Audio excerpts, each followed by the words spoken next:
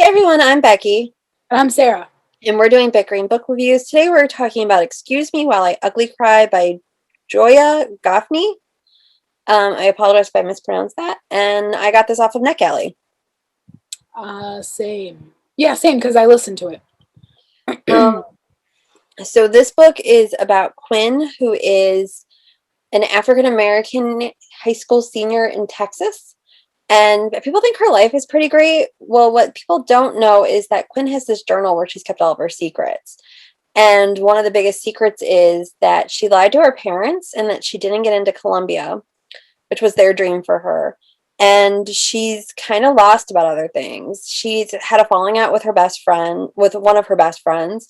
Her other best friend slash next door neighbor is a boy that she's in love with, and she can't tell him.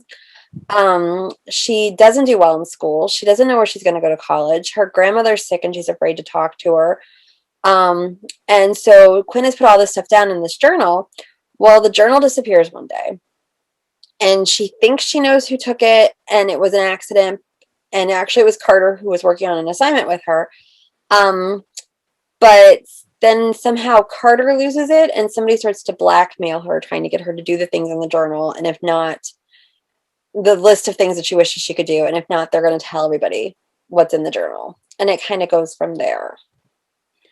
And I really thought I had this plot figured out ahead of time, and I didn't.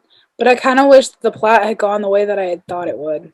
Yeah, me Um, too. because by not going the way that I thought it would, it definitely leaves a lot of unresolved issues, especially as it relates to Matt. Right.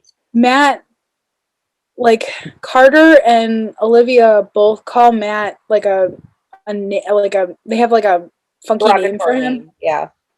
and but they never get into like why that is and what it means and where it came from. Like, so why even throw that in there if you're not gonna finish it up and tie it up? um I think the best part of this book was Olivia. Like, she was the most developed, the most interesting. um she also felt the most real too. She had not pros and cons, but she had like a light side and a dark side, and she had like, she was experiencing kind of this hate campaign against her, but she still found the strength to kind of um push through it. She, was a great friend to Carter. Like, she had a life in a way that Quinn didn't, and she had a spark in a way that Quinn didn't. She was very three-dimensional. She was, to me, felt like the most real. Well, and that was my problem. Like, Quinn didn't feel real, and I didn't, honestly, like, I had problems with Carter. Like, Carter wasn't a good guy to Quinn for a big chunk of the book, and then he's supposed to be the love interest. I Yeah. also was disappointed because the publisher made it seem like the book was about the journal, and that was what was the big resolution, and it really isn't. The journal felt like an afterthought, and her list of things to want to do felt like an afterthought. It is. um Quinn and is very flat. Quinn is very flat, that she doesn't really have much going on. But is that on purpose? Is she flat on purpose? But even if she's supposed to be flat on purpose, you still need to find a way to develop aspects of her.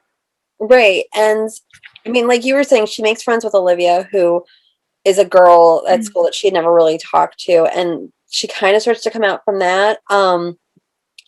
But they never resolve the issue with Matt. The resolution with the friend, like that, just felt very forced.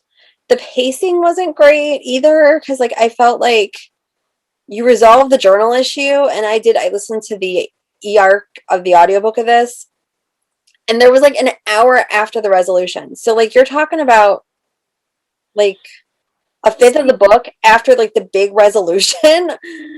And as we talk about this, like, this to me feels like a YA version of The New Kid, that graphic novel that won Newbery. Like, it feels like that, like, because it takes on the similar issues, and it does it in a way that is informative, but plot wise, like, there's much to be desired.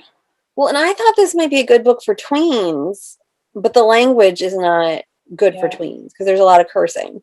Not a lot of cursing, but enough that I would have that parent waving this book in my face. Right. And I mean, I like what they were trying to do, and I liked the basic framework of the book, but I never connected with the characters beyond Olivia. Honestly, the backstory you got on Quinn's parents, they should have a book. Yeah, theirs is a far more compelling story. I really don't have anything else to say. Yeah. So we're gonna rate it. Our rating system starts at the top with 5 unicorns. We got a 2 unicorns. If we don't like it, it's a horse.